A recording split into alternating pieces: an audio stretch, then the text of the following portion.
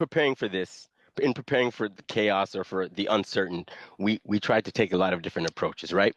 And one of the things that we wanted to do was to get a sense of what these cuts and what these changes mean to newcomers and to people in the community. So we've been meeting with our lived experience experts to help guide us, but also we have some words to share with you. So how this is going to work is we have two speakers. We have Susan and we have Horia, and they're both going to give a presentation. And after their presentation, there'll be a time for one or two questions and answers, and then we'll move on, right?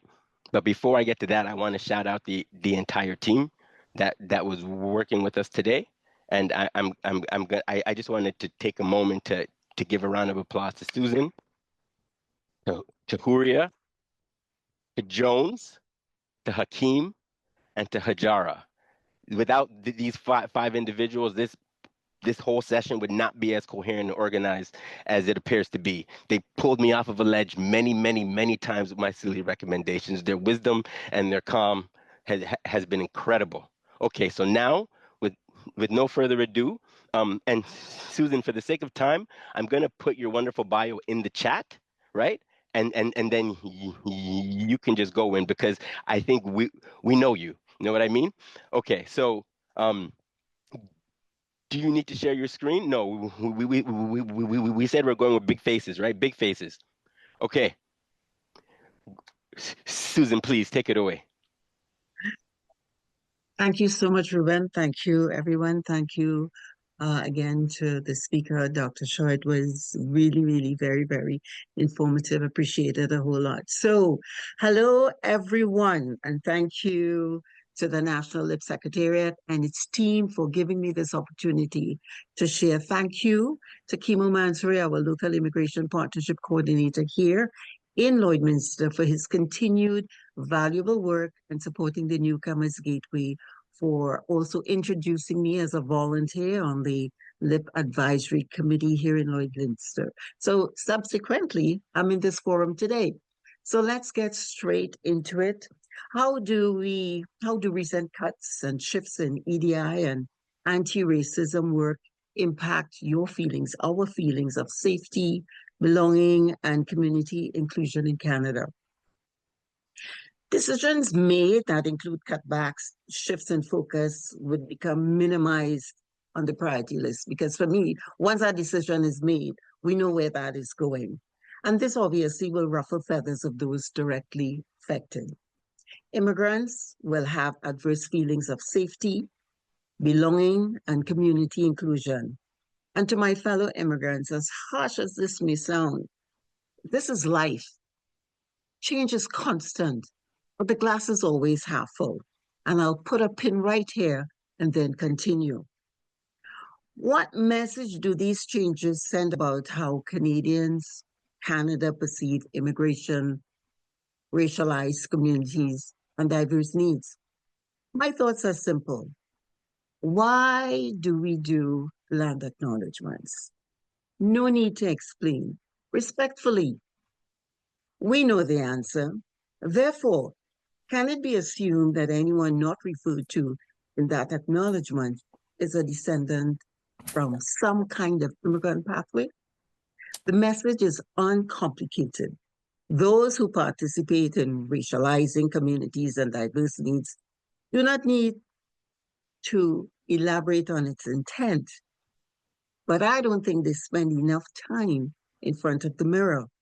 And to quote the chorus from the song Man in the Mirror from the late Michael Jackson, it goes like this. I'm starting with the man in the mirror. I'm asking him to change his ways. And no message could have been any clearer. If you want to make the world a better place, take a look at yourself and make that change. To all of us as immigrants, please allow me to flip the script. These are life skill tools we are looking at. No matter how you got here and the reason why you are here, once your goal is to pursue success, fulfill your dreams, become a contributing citizen, pave the way for your children, and then be reminded that when faced with any challenge or setback, there are ways of overcoming. You can go over, you can go under, you can go around, you can go through. The only person standing in your way, that is you in that mirror. Now continue with the questions. How do policy shifts, such as changes, how does that affect family reunification, sponsorship, freedom of movement, and employment opportunities? How does that affect you and others most impacted by these decisions? And how do changes hinder or support the creation of truly welcoming communities for newcomers? And I'll combine my response. Policy movers and shakers already know the impact of such changes. This gives us a feeling of brace for impact. Not sure how to navigate with such changes. Challenges at times bring out the best in us. Only the strong, the resilient, the creative, and the resourceful will succeed. Knowledge is power. Constantly review government websites for updates. Be in the know. As a newcomer, you do not have to do this alone. This is where making connections with others, not just in your own cultural communities, but bridging those barriers of differences, you would soon realize that you are not the only ones affected. Some immigrants have never lived amongst multicultural groups as the norm. As a Caribbean immigrant, that has not been my experience. I came here already dipped in diversity and inclusion. I have absolutely zero balances when it comes to taking time to get to know or working with someone from a different culture, even if there is a language barrier. Because I believe actions speaks louder than words. So while as an immigrant we may feel defeated or hindered with these policy shifts, I must ask, are we also as immigrants willing to make the cultural shift to genuinely embrace multiculturalism? As you may never know where your destiny helper may have come from. So sometimes reaching out and really truly acknowledging that yes, we are different, but at the same time not remain in that cocoon. You never know, like I said before, where your destiny helper may have come from. What was the pathway for them? So to conclude, when I look at how LIP coordinators can support newcomers through agencies, right? I have some very simple ways of because of my experiences, some of the needs that can be sometimes overlooked. And in moving forward, one of them would be in moving forward, perhaps we may want to consider the umbrella of names, not what they do, but the umbrella of names of such organizations. For example, if an organization is a pathway for newcomers, but it seems to have a religious connotation attached to it, someone who probably does not fall under that religious denomination per se may feel, I wonder how welcoming this is. And it's a first thought. So maybe we could move forward in thinking when we're creating these agencies to support, just name it, maybe after the city of Lloydminster, welcoming newcomers, something simple.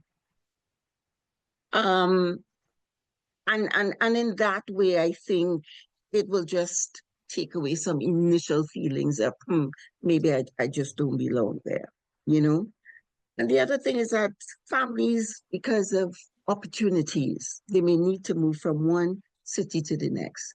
Lots of times we come here, no transport, you can't afford a vehicle or anything like that, but you want to move. There's an opportunity to another city. I'm just thinking maybe the LIPs can connect another LIP in another city get that one introduction, that personal introduction, and help support them to get information to make that move. So what I'm saying is here, the lip movement itself can be that bridge between one agency in the city and the next agency in the city, just to give a nice welcoming handover so that, you know, they don't feel that they're on their own. And additionally, sometimes we have to go through certain processes and tests like IELTS and all these things. It is very expensive to, if you don't have a vehicle and so on, and you sometimes have to take a bus and you have to overnight and so on, to go and do this test and come back. Sometimes one or two members of the family may have to go. So simple things like helping with carpooling and connecting and bringing people together so that they can get this done is also another area that I think we need a little more support there to do that, to connect with people. Yes, I know you can get a taxi, maybe a ride share, but some people are apprehensive because they don't know anybody and this level of trust. And you want to feel in this welcoming organization that they can help you do that. And I'll move swiftly along now. Maybe online sessions, how people can navigate government websites, right? Some things are not as easy, even for those of us who are fluent in English. It is not always easy. And so by and large, some people have to find themselves paying for a consultancy agency just to be able to navigate the language and stuff like that. It takes a lot of time. There's a lot of fear and trepidation involved. So maybe we need to be able to give a little more support where that is concerned, because not everyone can pay some of those exorbitant consultation fees, and encourage immigrants into entrepreneurship. Yes, I know there are certain organizations. You have community futures, you have bigger ones, but people need money short term. I'm a good cook. I can make cupcakes. I can do this. I can do that. How can we help them to be able to get a license, go and get some fundraising done? Maybe over a weekend, we can get this done. You can get probably $500 in that short space of time. That could help you to rent. Not everyone who has the ability to sit down in a long-term plan with an organization will help you plan a business. And you have a business plan and everything. Your plan is immediate. You need $500 at the end of the month. Not everyone working. You may have gotten laid off. These short-term community connections are important. Yes, you can cook, you can do this. Okay, we're going to help you. We're going to probably link you up with a market. But sometimes the market is seasonal, and the time you need the money is not the time for the market and the season. So how can we get you to get quick sales, get it done, connect with the community, and help you out? That will take some creativity and some planning. This is what some people need. And finally, some nonprofits, nonprofit organizations, if you have the understanding of how that can work and you get some help to form a nonprofit, I think this will help a lot of immigrants collectively, all right? Because with that, you can do a lot of things. So how can we form nonprofits that could give us, help us to get ahead? And this will also bring people together as well. And then you can collaborate with nonprofits, not just in your own city, right? But in others, right? Some people feel nonprofits are only for certain people because they just don't have the knowledge and the experience to do that. So that's my 2 cents. Thank you very much. Wow. Wow. Thank you. I mean, I just wanted to shout out the way you flipped the land acknowledgement thing by making everybody know that we're all newcomers to Turtle Island. That was smooth. Does anyone have any comments or questions? I love the reframing or just understanding that, like thinking about newcomers as potentially running non-for-profits and entrepreneurs and empowering them to make those kind of moves. That's fire. And anyone have any questions, comments? Let me take off the spotlight view and then see if there are any hands up. Are there any hands up? There are no. I mean, you were very clear. So if there are no questions, it's because they understood. So I'm going to keep it moving. So next up, we have Horia. You ready? Okay, I'm going to put your bio in the chat. I have now spotlighted you, and please go in. Thank you so much, Ruben. Can you hear me? Is it good? Wonderful. Because I was just changing these screens. That's why I had to check. So thank you so much, Ruben. I really miss Mary for your amazing work, supporting us and bringing us here for this important discussion.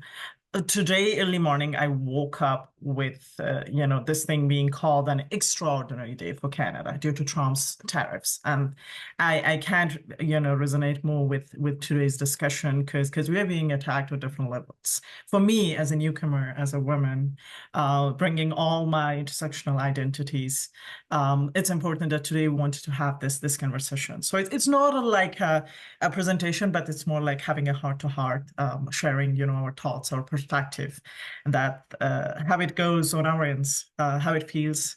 The feelings are quite mutual, but sharing thoughts always is helpful, and we can see that how we are similar when it comes to these challenges and the recent developments. So for many of us, working in DEI work and this advocacy work that we have on equity, intersectionality, and inclusion, such conversation today, it really reminds us that we are not alone, and that collective action is more powerful than our individual struggles. So I really love this. Thank you so much, Ruben. Paulina, I don't have Mary here, but I want to thank her and her behind for putting this all together. So over the past few months, we've seen the shifts in this approach towards newcomers, and started in last year this concerns around funding cuts to settlement programs, to language programs, to employment support programs, and this narrative towards anti-immigrant narrative that that's really shaping our public policy. So I do feel that our space for equity and inclusion conversations are getting shrinked, and we really need to work more. But these changes are not like on paper. This is not only policy changes, but it's really affecting us, affecting people in their really life, on their daily life and daily basis. So for many newcomers, especially, I want to talk about women, racialized women, marginalized women, women that they bring their identities, myself as well. We have challenges that we are dealing with. And these cats, it really change and create more barriers towards our resettlement, our integration, and it makes things more harder for us. So job opportunities for us, for women like us, immigrant, skilled newcomers, it's still difficult to access. Without these programs and these cuts that we have towards like employment support programs and hirings within employer organizations, we continue to see that, qualified immigrant women are still working in survival jobs. Still, they are working below their expertise. And we know that what are their capacity and where are the potential and how they could benefit to the economy of Canada. But it's not a loss just for them. It's also a loss to a Canadian economy. So funding cuts to employment support programs, to settlement programs, to like language support programs mean fewer language classes, fewer employment support, fewer, and a long wait for services that are really critical for integration.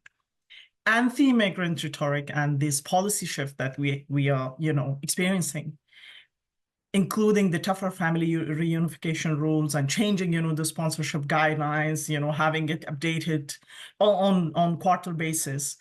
This really sent a message that you as newcomers, you're welcome to come here and contribute, but you don't belong here, not necessarily. And that's hard. That's really hard. And we see this as a subtle but significant shift that really frames immigrants and refugees as an economic necessity, but not as a valued member of society that they belong to. This shift is dangerous because, it really moves focus from being included, belonged, towards the view and calling newcomers as workers and just like economy supporters, not the full participants or the leaders of change or like Canada's social fabric. So if DI and newcomer inclusion efforts are being, deprioritized in policy and funding, we cannot wait for solution to come from the top to down. So, our efforts should come from down to top. And I've done a lot of works around, initiatives where we can create social movements. And social movements always start with having such conversation that we have today. So strengthening our newcomer-led advocacy. LIPS could have a very potential great platform to do this. Decisions about newcomers are made without having newcomer on the table. LIPS can bring their, knowledge, expertise, their resources that we have done a lot of work with newcomers, and we know how it is for them. So LIPS could facilitate the platform to bring newcomers on the table and to, have them included in those conversations. So we need to have a push for more, leadership opportunity, for more policy influence, for more representation in decision-making. Another thing that came to my mind is investing in networks of support. So if our traditional, funding models, they are shrinking, we need to create peer-led mentorship programs, professional networks, business initiatives, as suggested by Susan, that ensure that newcomers are continuing to thrive. They're continuing to, being part of the conversation, not to just survive, not being in survival mode, but in success mode.